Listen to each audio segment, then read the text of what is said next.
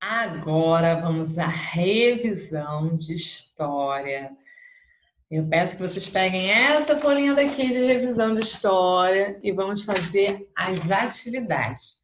Foram bastante conteúdos, tá? Mas é bem simples, bem fácil. Vou tentar fazer o resumo bem simples possível, tá bom? Então vamos lá. Brasília foi inaugurada no dia... Que dia foi inaugurada? Dia 21 de abril de 1960, pelo presidente Juscelino Kubitschek. Se vocês forem perguntar para a mamãe ou para a vovó, elas até podem falar melhor sobre esse presidente que teve em Brasília, né? Que foi quando foi inaugurada. 2.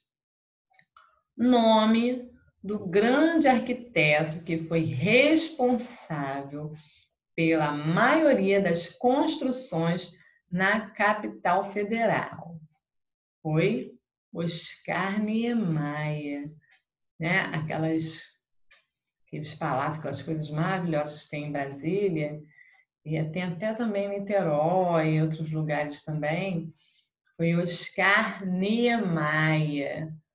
Já até foi falado no livro, tem atividade no caderno falando sobre. Então, bem fácil essa pergunta. A3. O que é tombamento? Aí vocês vão botar aí, ó. É o ato de reconhecer o valor histórico, cultural ou artístico de um bem. Então, um exemplo. Tinha lá uma igrejinha criada no século de não sei quanto. Então, eles viram aquilo ali, opa, isso aqui faz parte da nossa cultura, tem um valor histórico. Então, vamos reconhecer isso aqui como um bem cultural. Então, é a parte do tombamento que faz isso, tá? É o ato de reconhecer.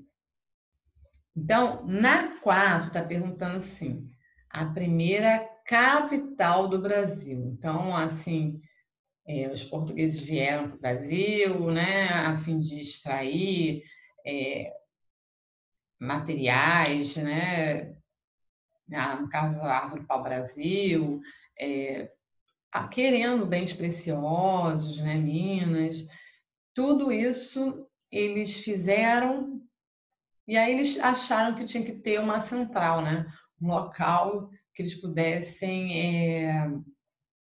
uma capital que eles pudessem resolver tudo, se reunir e aí decidir o que iriam fazer. Então, a primeira capital do Brasil foi Salvador. Depois foi modificando, até a atual, que é hoje. Aí nasce a pergunta: a atual capital do Brasil é Brasília, que é lá que eles decidem, que os políticos ficam, e aí eles decidem o que realmente vai ser feito. 6. Foi a igreja, pontinho, pontinho, que realizou a primeira missa no Brasil. Foi a igreja católica. Então, vocês anotem aí. Dê um exemplo de patrimônio. Então, temos 3 tipos de patrimônios, né? Que é o material, imaterial e o natural. Então, aí vocês vão colocar material, né? Então, temos o Corcovado, temos o Arcos da Lapa, temos vários. Aí está pedindo um exemplo só. Imaterial, né? São bens que são patrimônios nossos, como o frevo, Bumba Meu Boi. Não é uma escultura, não é nada... são danças, às vezes alguma coisa que faz parte da culinária, que faz parte do nosso patrimônio. Foi aqui no Brasil que surgiu, então o povo aceitou isso, né? Aceita essa prática. Então, considera isso como um patrimônio imaterial. Aí vocês vão escrever aí. Frevo, Bumba Meu Boi. Agora a pergunta, o patrimônio natural que temos no Brasil. A gente pode colocar ali o Pantanal, né, que é o patrimônio natural belíssimo que temos no Brasil. Tem Fernando de Noronha. Então, vocês vão anotar aí no 6. 7. Escreva o nome de 3 tipos de museus que existem. Então, são 3 tipos de museus, que é o museu histórico, de artes e de ciências. Então, são esses 3 tipos. Vai botar lá: histórico, artes e de ciências. Que nós aprendemos, né? Que o histórico que fala da nossa história. Tem museus também que tem artes, né? Museu de arte, que aí mostra quadros, obras de artes. E tem um de ciência, né? Que mostra conhecimentos sobre a flora, sobre estrela, sobre a vida humana. Então, existem esses 3 tipos de museus. 8. O que são marcos históricos? Então, você botar bem simples aí, bem resumido. São sempre patrimônios culturais da humanidade. Então, entenderam? 8. Que são marcos históricos. Então, resumido, são sempre patrimônios culturais da humanidade. Na 9, são 5 grandes regiões e territórios brasileiros. Tem o Norte, Nordeste, Centro-Oeste, Sul e Sudeste. Então, a gente até aprendeu isso também em geografia, mas no livro de história porque fala sobre as diferenças, né, de cada território brasileiro, que são todos no Brasil, só que tem as culturas diferentes, tem sotaques diferentes. Então, como foi falado no livro de história, eu coloquei isso aqui nessa folhinha de revisão, que possivelmente pode cair na prova. Então, vamos lá. Também no final, no último capítulo, um dos últimos capítulos do livro, falamos sobre redes sociais. E a pergunta que tem aqui no 10.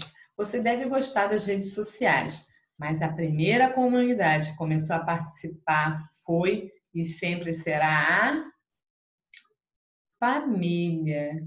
Tem vários tipos, né, de redes sociais, tem várias comunidades que falamos sobre, mas a primeira que você faz parte, você nasceu, foi da família.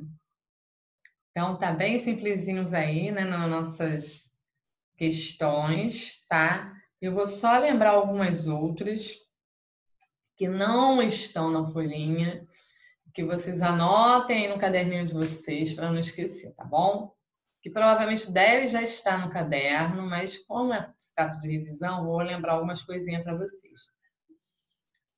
A chegada dos portugueses foi dia 22 de abril. E qual ano? 1500. 1500, se vocês não esquecerem. Mais uma lembrança também. Vamos falar sobre as regiões dos estados. São classificadas em 2, que é a zona rural e a zona urbana. Não esqueçam isso, que tem a vida no campo, que é a rural, e tem a zona urbana. Bom, eu acho que foi bem resumido essa revisão de vocês.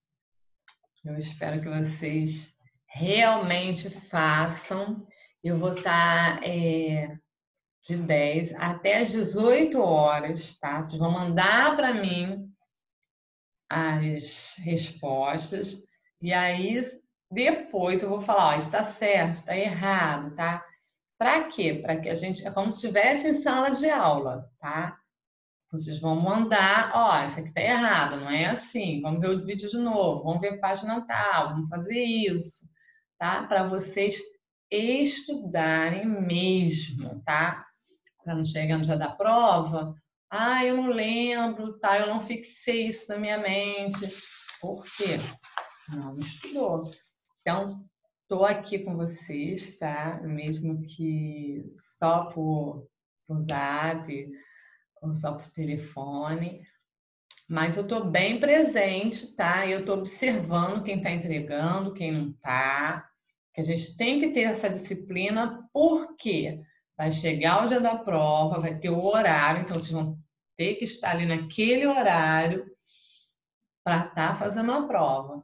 Então, mandem até às 18 horas. De preferência, mandem antes para eu estar corrigindo. E aí, para eu estar falando, isso está certo, isso está errado, faz de novo, não é assim. Como se estivesse em sala de aula, tá bom? Que errando que se aprende, mas a gente precisa tirar dúvidas. E eu tô aqui para isso, tá bom?